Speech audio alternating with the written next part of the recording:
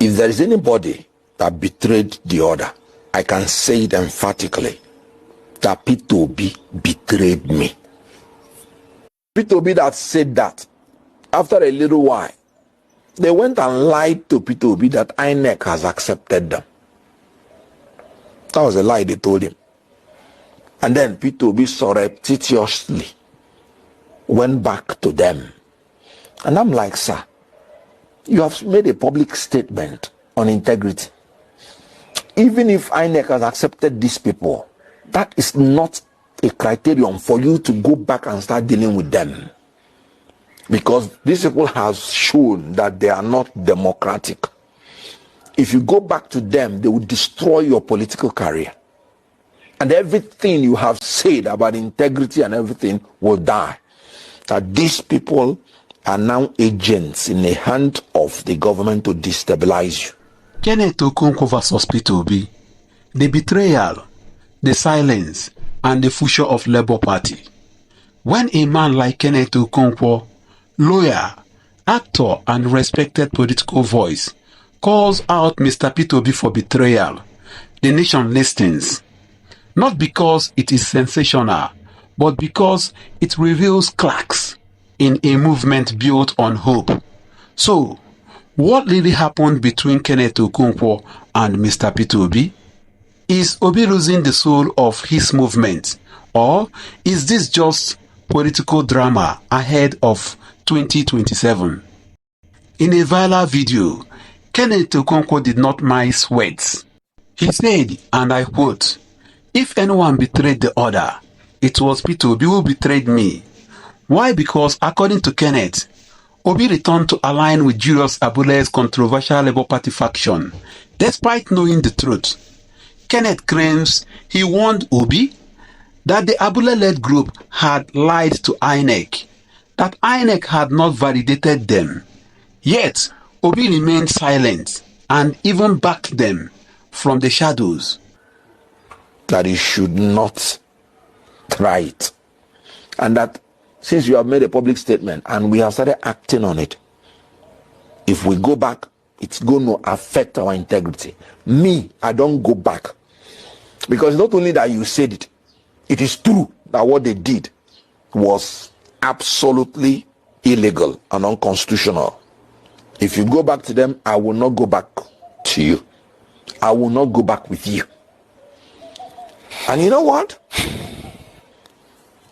I called all the people that were in the inner circle. It was when INEC now publicly disassociated itself from Julius Abure. That was when Obi now came out and became neutral. And I'm like, sir, you cannot be neutral on this issue. Something has to be done. And then, even when INEC dissociated themselves, Labour Party did not have leadership. And confusion was breeding everywhere.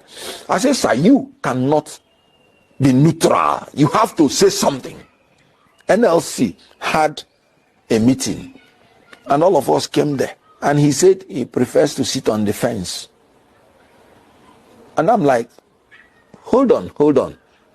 In front of everybody, I said, sir, this is not something you can sit on the fence.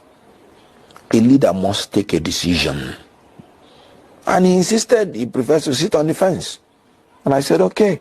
When he left, all the people there, we are so annoyed. I still begged them. I said, please. Because I know that his political career is on the line. I still begged them. I said, please, let's write a letter to him and still give him time to take decision. Because everybody wanted to implement whatever is his wish. Because we are fighting for him. We wrote a letter to him. Kenneth expected leadership, but what he saw instead was compromise. But it wasn't just about party politics. Kenneth Okonkwo had given his voice, face and name to Peter Obi campaign. And when the Labour Party cracked, he waited, hoping Peter Obi would rebuild the house. But Peter Obi shocked many when he publicly declared that he never promised to build the Labour Party, only to solve Nigerians' problems. That one statement meant to sound pragmatic, landed like a betrayal. Because how do you solve Nigerians' problems without first building a political platform strong enough to carry your mandate? For Kenneth, that was the final straw. He left the Labour Party in February 2025, not just as a protest, but as a warning. And now the big question, is Peter Obi losing the trust of his core supporters? Can he win in the 2027 without people like Kenneth who stood by him when it matters most? What is the plan? Silence, compromise, or something bigger? Kenneth says Peter Obi's silence is confusing the base. Party members now look to Kenneth for answers, but he says he has none. How can I speak for a leader who won't speak for himself? He asks. And maybe that's the real crisis. Peter Obi's movement was built on integrity. But if the integrity becomes selective, if it is loud during campaigns, but silent during crisis, what is left? What is left? The truth is, this isn't just about Kenneth. It is about whether the promise of 2023 is slowly dying in silence. Do you agree with Kenneth Okonkwo? Is Peter Obi failing the movement or simply choosing peace over war? Drop your thoughts in the comments because Nigeria is watching and history is listening. This is Chinick TV.